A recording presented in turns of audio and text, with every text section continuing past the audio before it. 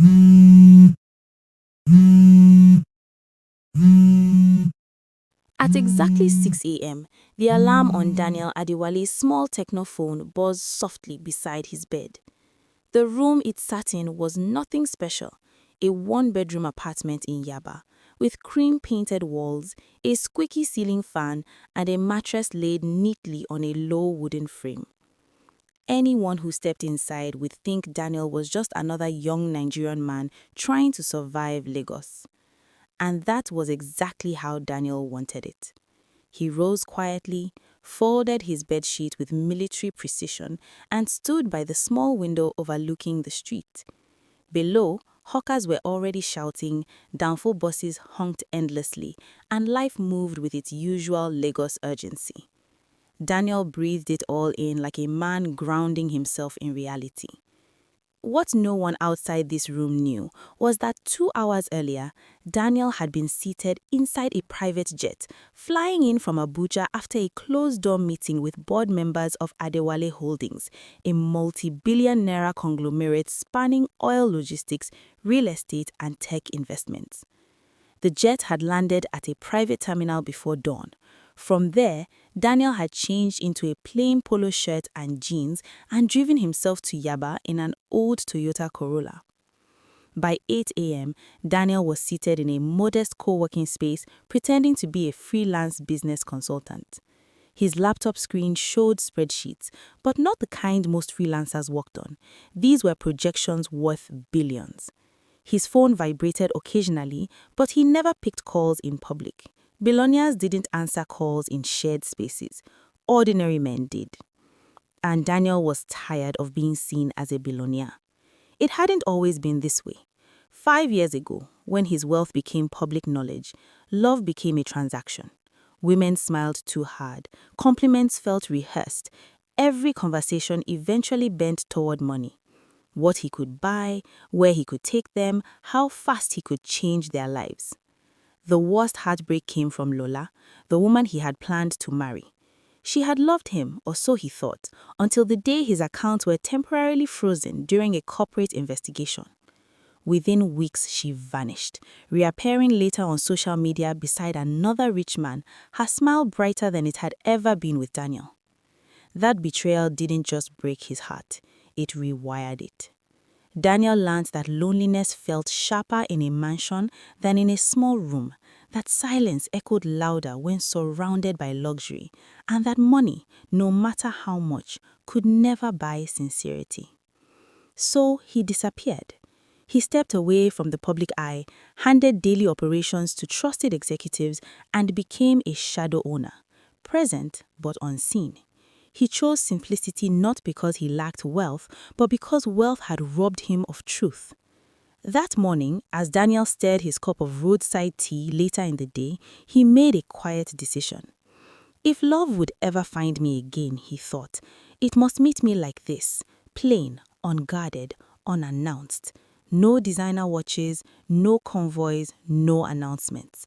Just a man, walking through life, hoping the universe still believed in him. What Daniel didn't know, what fate had already begun arranging, was that somewhere in Lagos, another heart carried the same secret and the same prayer. Daniel Adewale's mornings followed a routine so simple it would bore anyone looking for excitement. By 6:30 a.m., he was usually done bathing, standing in front of a cracked mirror, buttoning a clean but slightly faded shirt. His shoes, brown loafers he had owned for over 3 years, were neatly lined beside the door. No designer labels, no flashy accessories, just comfort and anonymity. His apartment in Yaba remained unchanged by time or wealth. The curtains were thin, the sofa slightly worn, and the kitchen held only the essentials. A small gas cooker, 2 plates, 1 pot. Daniel liked it that way. Excess reminded him of everything he was trying to escape.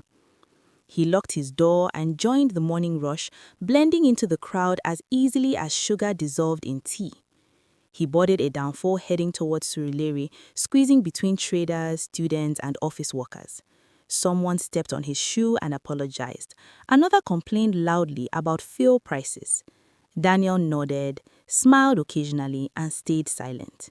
To them, he was nobody special. By 9 a.m., Daniel arrived at a small office he shared with 3 other men, a registered business consulting firm that handled paperwork, registrations, and basic financial advice for startups. On paper, Daniel was just a partner. In reality, he had built the firm himself, not for profit, but for camouflage. "Morning, Dan," Kule said, one of his colleagues.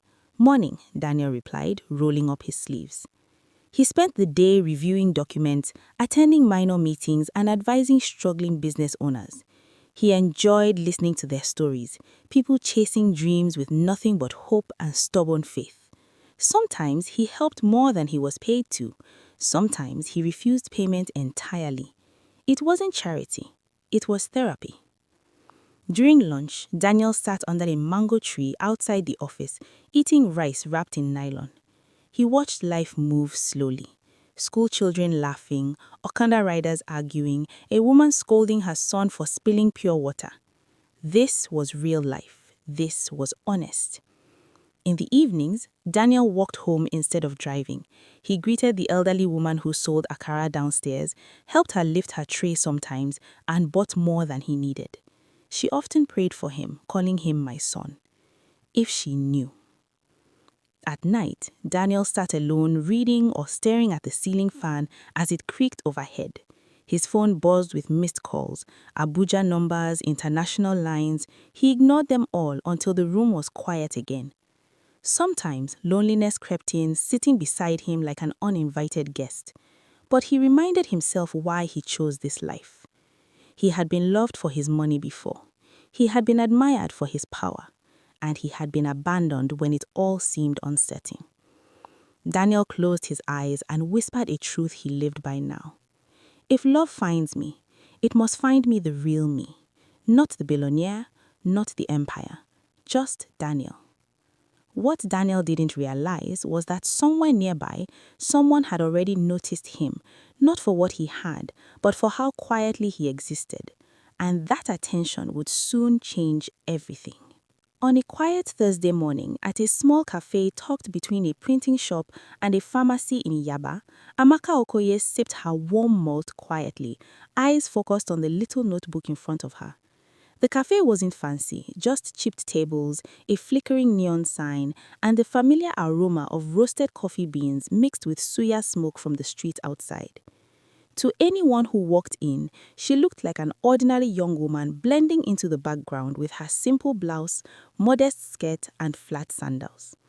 But there was something in her calm, deliberate movements that caught the eye without demanding attention. The way she tucked a stray strand of hair behind her ear, the way she listened to the cashier thank her for the exact change, the way she smiled. Not overly sweet, just quietly kind. Amaka had built a life of discipline and purpose. She ran a small non-profit that helped underprivileged children access education. It wasn't a glamorous job, and it certainly didn't pay much, but she loved it. Her strength wasn't loud. It was in the way she persisted day after day, facing rejection letters from sponsors and occasional mistrust from parents, yet never losing faith. Daniel, on his usual Thursday routine, had decided to skip the office that morning for a change. He needed a quiet cup of tea away from the cramped co-working space and constant chatter of Lagos traffic. As he walked into the cafe, his eyes scanned the room, not for anything particular, just out of habit. Then he saw her.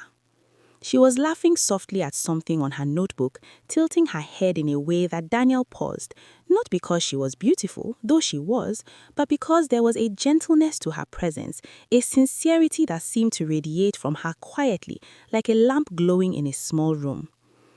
When Daniel ordered his tea, their eyes met briefly. Amaka politely returned to her notebook. It wasn't nothing showy, no flirtation, no intent, just acknowledgement. Later, as Daniel reached for the door, he noticed she was struggling with her bag, the strap caught in the chair. Without thinking, he stepped forward and helped her untangle it. "Thank you," she said simply, her voice calm, warm. "You're welcome," Daniel replied, slightly awkward, used to ordinary conversations that weren't about work or strategy. They both paused for a moment, as if recognizing something unspoken in each other.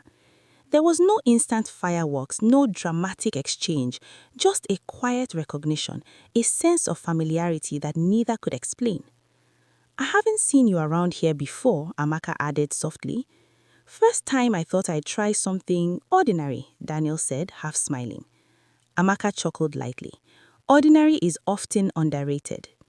It was the kind of exchange that could have ended there, but for both of them, it lingered. A small spark, almost invisible, but impossible to ignore. Something told them this meeting wasn't by chance. And deep down, each wondered silently if life was about to get a little more extraordinary. By the time Daniel and Amaka exchanged numbers, Lagos had already begun its daily hustle. But for them, the city seemed smaller, softer, quieter. Their first date wasn't at a five-star hotel or a rooftop restaurant. It was a walk through Jankara Market, waving through stalls of fresh fruits, roasted plantains, and colorful fabrics. Amaka picked up a mango, turned it in her hands, and handed it to Daniel. "Try it," she said with a small smile. Daniel took a bite and laughed at how sweet it was. "This is better than anything in a fancy store," he admitted. She laughed too, the sound like wind chimes through an open window. They talked about simple things, childhood memories, favorite foods, dreams they'd never told anyone else. For Daniel, it was a relief to speak without worrying about appearances, wealth, or impressing someone. For Amaka, it was refreshing to meet someone so attentive, yet so grounded. After the walk, they went to her tiny apartment where she insisted they cook together. Amaka had a talent for simple dishes, jollof rice with perfectly fried chicken. Daniel, on the other hand, was more of a learner. He chopped onions under her watchful eyes, spilling a little more than he intended, earning an amused scolding. "Slow down, chef. Lagos is not leaving," Amaka teased. Daniel grinned. "Noted, chef." Cooking together became a ritual. They laughed at their mistakes, teased each other about burnt rice, and shared stories between bites. It wasn't just the act of cooking, it was the intimacy of trust and teamwork, the way small gestures felt monumental. On weekends, they avoided expensive malls. They explored Lagos Island on foot, discovering little-known cafes, tiny bookshops, and quiet corners by the lagoon. They shared akara and zobo, holding hands casually like anyone else in love, but with an ease that made the world around them pause. Yet, beneath the laughter and shared moments, both were silently testing each other. Daniel observed Amaka's reactions when street children approached for help. Would she give or would she ignore? He watched the way she treated waiters and traders, noting her patience and respect. Amaka, in turn, was attentive to how Daniel responded to people in need or inconvenience.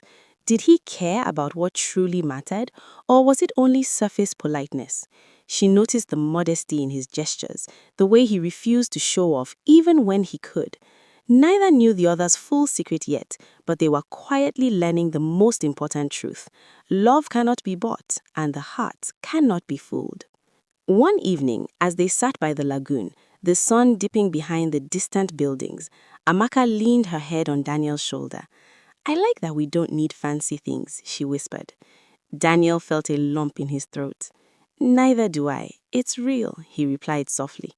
It was in these moments, walking barefoot along a sandy path, sharing meals they cooked together, laughing at small mistakes, that their love rooted itself. Pure, honest, untouched by wealth, untouched by status.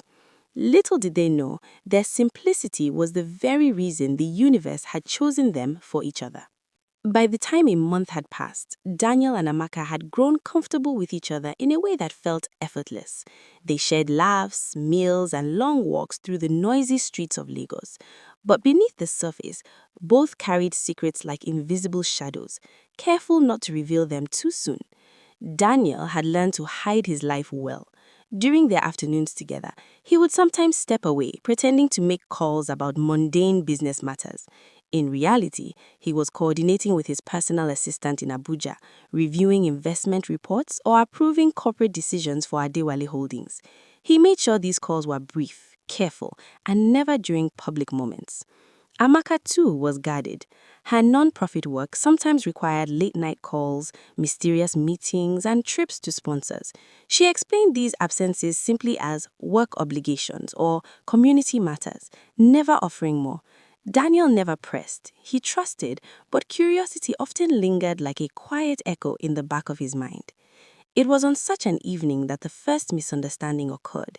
They had planned a simple dinner at Amaka's apartment. Daniel arrived late, apologizing and attributing the delay to traffic. But Amaka had seen him earlier from a distance, walking down a quiet street, phone pressed to his ear, laughing warmly with someone else. "Daniel, who are you talking to?" she asked, trying to keep her voice steady. "Ah, just a friend, nothing important," he replied, sensing the hesitation in her tone. She frowned but didn't push further. Something about the interaction made her heart tighten, but she let it pass. Love, she reminded herself, required patience and trust. Days later, Daniel noticed subtle changes in Amaka too. She sometimes disappeared without explanation, leaving small notes or messages. He wondered, questioned silently, but never asked. There was something magnetic about her composure, her calm demeanor in the face of his curiosity. Despite these small mysteries, or perhaps because of them, their bond grew stronger. Moments of tension were met with understanding, laughter smoothed over small doubts, and the absence of judgment made every shared experience more profound. One evening, sitting by the steps of a quiet veranda, Daniel leaned Amaka's head gently. "We've been honest with each other, mostly, but I feel like there's more we're not saying." Amaka squeezed his hand softly. "I know, but some truths aren't ready yet. Not everyone can understand them immediately." Daniel nodded. "I just hope when the time comes, we can promise full honesty." Amaka smiled, eyes reflecting the soft glow of the street lights. "We will, but only when we're ready." And so the rhythm of their growing love continued, laughter intertwined with curiosity, tenderness mingled with unspoken questions. Their hearts were open, yet cautious, both guarding secrets that could change everything if revealed too soon. Unbeknownst to them, the universe had already begun setting the stage for those secrets to collide. A dance of fate, carefully choreographed, would soon bring the hidden truths into light, testing not just their love, but their understanding of each other entirely. It was a quiet Sunday evening that Daniel found himself pacing in his small Yaba apartment, staring at the same cracked ceiling he had studied for years. The aroma of jollof rice simmering in a neighbor's apartment drifted through his window, a reminder of normal life, life he had chosen and still cherished. But today, the calm felt fragile. He had been thinking about Amaka all day, her laughter, the gentle way she tucked her hair behind her ear, the way she looked at the world with trust and quiet strength. And then the thought struck him sharply. She deserved the truth. Daniel sat on the edge of his bed, clasping his hands together. "It's time," he whispered to himself. "She deserves to know. She deserves everything." But almost instantly, fear followed. What if she changes? He asked the empty room. What if she sees me differently when she knows? What if this whole life we've built comes crashing down? He could imagine the look on her face, surprise, then doubt, and then, was it possible, disappointment? The thought tightened his chest. He had been hurt before. He knew the danger of money in love. And now, despite all his careful planning, he realized his heart was vulnerable in ways he had not anticipated. Meanwhile, somewhere across Lagos, Amaka sat on the balcony of her small apartment, her notebook open but untouched. The sunset painted her surroundings in shades of orange and pink, yet her thoughts were heavy. She too had secrets.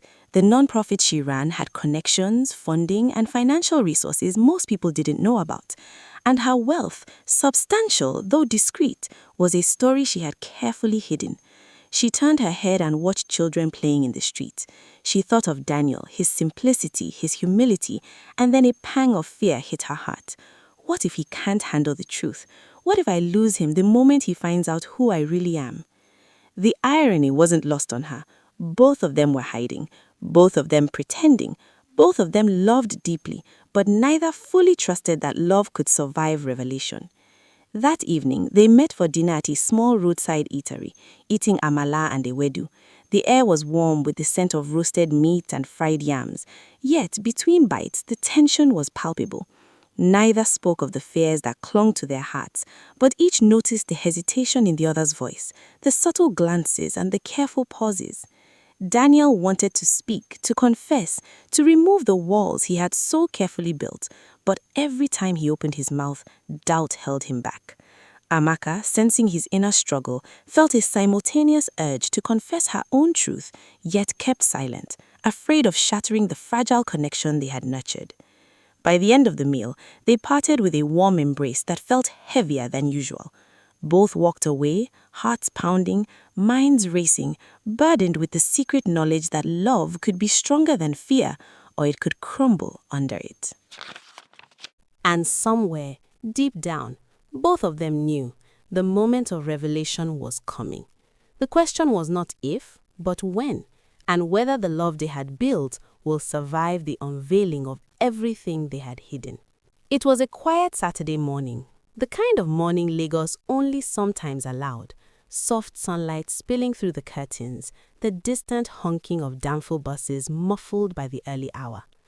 Daniel had woken earlier than usual, pacing in his modest Yaba apartment, his hands slightly trembling.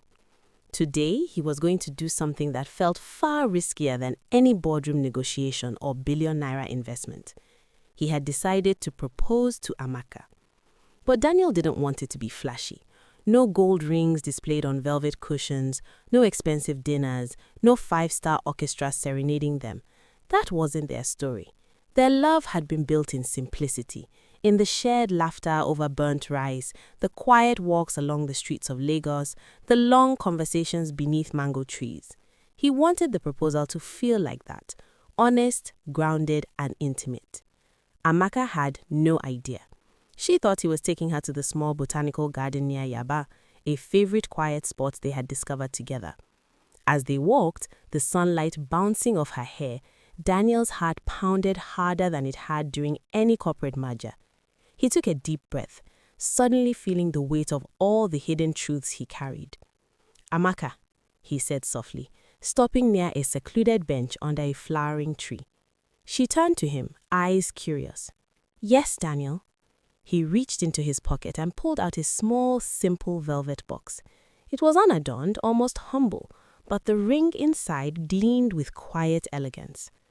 I know life hasn't been about wealth for us, and I want you to know something. Everything I am, everything I have, I want to share with you, but only if you want me." Amaka blinked, emotions flickering across her face. Daniel opened the box. "Will you marry me?" For a moment, she was silent, overcome by the simplicity and sincerity of the moment. Then, tears welled in her eyes. "Yes, Daniel," she whispered, her voice trembling with joy. "Yes, Daniel, I want you. Nothing else matters."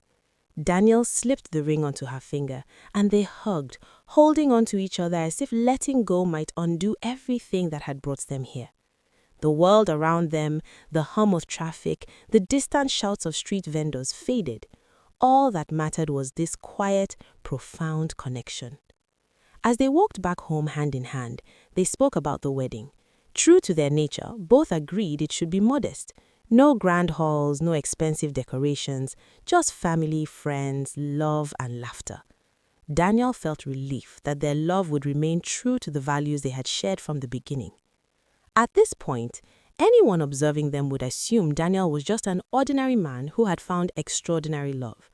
No one suspected the life he led behind closed doors, the mansions, the private jets, the empire he controlled with quiet precision. That secret, for now, remained safely tucked away in the corners of his life. And so, with the proposal done and the promise of a simple wedding made, Daniel and Amaka walked through the streets of Lagos, hearts lighter, yet carrying small, unspoken truths that would soon converge in ways neither of them could imagine. The sun rose gently over Lagos, casting golden light over the small church in Ikoyi where Daniel and Amaka were about to exchange vows. The day was ordinary in appearance, a modest wedding, simple decor, and a handful of friends and family. But the energy was anything but ordinary. Excitement, love, and anticipation pulsed in the air, mingling with the soft rustle of silk and the distant honking of traffic. Amaka walked down the aisle, her heart pounding, her eyes locked on Daniel. He stood there in a simple navy suit, his face calm but glowing with emotion. To the world, he was just a man in love, but Daniel carried a secret heavier than any vows they would speak today. The ceremony was short, intimate, and sincere. They exchanged rings, spoke promises from the heart, and sealed them with a kiss that drew quiet applause from their guests.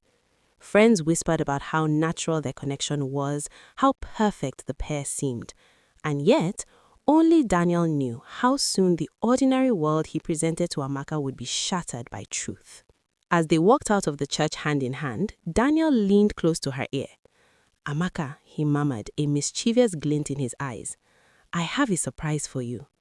Her eyebrows arched in curiosity. "A surprise? Now?" He nodded, a small smile tugging at his lips. "Trust me, just come with me." The limousine they had hired, a modest compared to what Daniel could afford, drove them through Lagos streets. Daniel remained quiet, his mind racing. Every turn they took, every traffic light they passed, brought them closer to the moment he had both longed for and feared.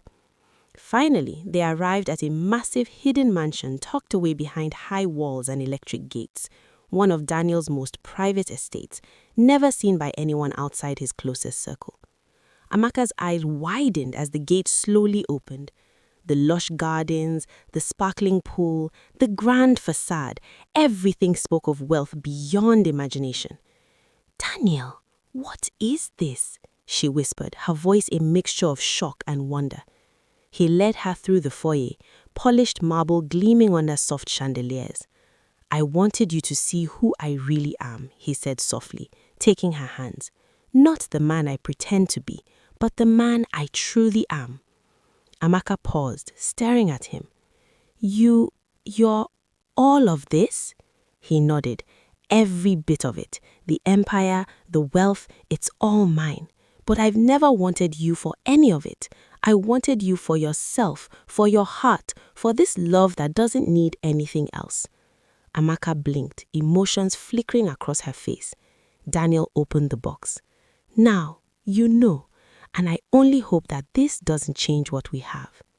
She shook her head, smiling through tears. "No, it doesn't. It only makes me love you more. You trusted me with your truth, and that's worth more than all this."